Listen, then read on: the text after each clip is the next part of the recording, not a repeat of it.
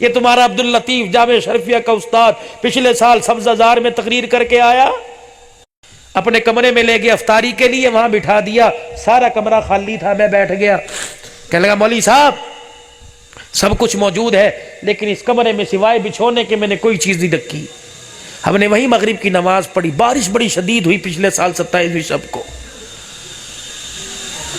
عبداللطیف صاحب رونے لگ گئے۔ میں نے کہا حضرت کیا پتہ ہے مولوی صاحب آپ کی معذوری کی وجہ سے مجھے ترس بھی آ رہا ہے کہ نیچے بٹھا رکھے، بار بار اٹھ رہے بیٹھ رہے ہیں، لیکن میں کیا بتاؤں جگہ بڑی برکتوں والی ہے۔ میں نے کہا کیوں؟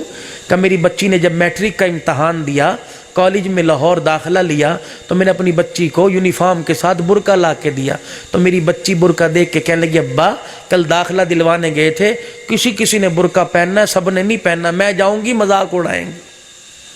ابا نے برقع ہاتھ میں لے کے آگے کر دیا، کہنے لگے میں نے کہا بیٹی یا مذاق اڑوا لے یا باپ کی عزت بچا لے۔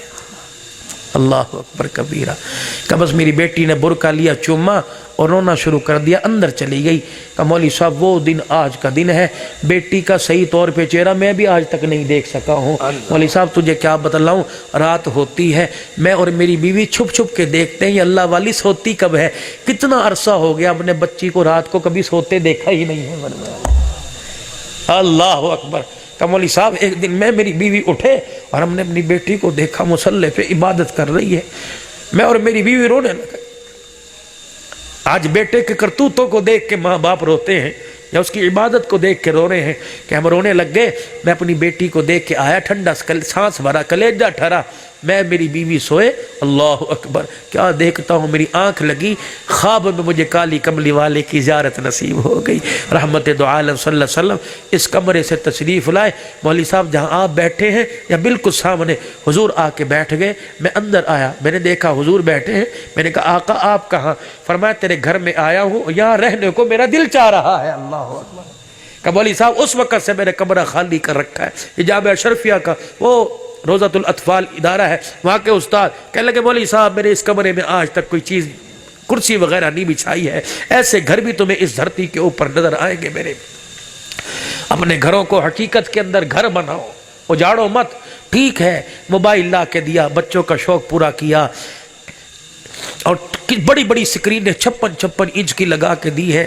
بابو تو کہ ان پڑھ آدمی، ابھی یہ گندم بک رہے، ابھی چاول بک رہے ہیں، بچے نے کہا ابا ٹی وی لا دی، تجھے کیا پتا اس ٹی وی میں نامراد کیا کیا بیماریاں ہیں، تمہیں کیا پتا ٹچ موبائل کے اندر کیا کیا نامراد بیماریاں ہیں۔ کبھی پوچھا صبح سے لے کر شام تک اولاد کے لیے کیا کرتے ہو؟ کبھی شام کو آ کے یہ بھی پوچھا کہ 12 گھنٹے بچے سے میں دور رہا، میرے بچے نے 12 گھنٹے کہاں گزارے؟ کبھی پوچھا کسی باپ نے؟ کن کے حوالے تم اپنے بچوں کو کر رہے ہو، کن کی زندگی اپنے بچوں کی بری ہے؟ تو معصوم کنویں ہیں، اللہ کے واسطے اپنے بچوں کا خیال کرو۔ حضرت لاہوری کا قصہ سناؤں گا، حضرت شیخ الہند کے پاس آپ کا سسر آیا تھا اور کیسے رشتہ کہا تھا، اور حضرت لاہوری گیلے کپڑے پہن کے کیسے نکاح کی مجلس میں آ کے بیٹھ گئے تھے۔ انشاءاللہ تمہیں سناؤں گا، سیدہ فاطمہ کی شادی بھی تمہیں سناؤں گا، لیکن بابو سنو اس نیت سے کہ اللہ عمل کی توفیق عطا فرما دے۔ محرم الحرام کا مہینہ، نواسے کا شان سنا، اب یہ سفر ربیع الاول آ رہا ہے، نانے کا شان سنو۔ ہم نے کیا کرنا ہے؟ صرف شان سننا ہے؟ نہیں، ان کے شان کو سن کر ان کی زندگی کو اپنی زندگی کے اندر لے کے آنا ہے۔ ان سالانہ پروگراموں میں ایک گھر بھی بدل گیا، ایک گھر کا نقشہ بدل گیا، ایک آدمی کے چہرے کا نقشہ بدل گیا، یقین جانو جلسے کامیاب ہو جائیں گے۔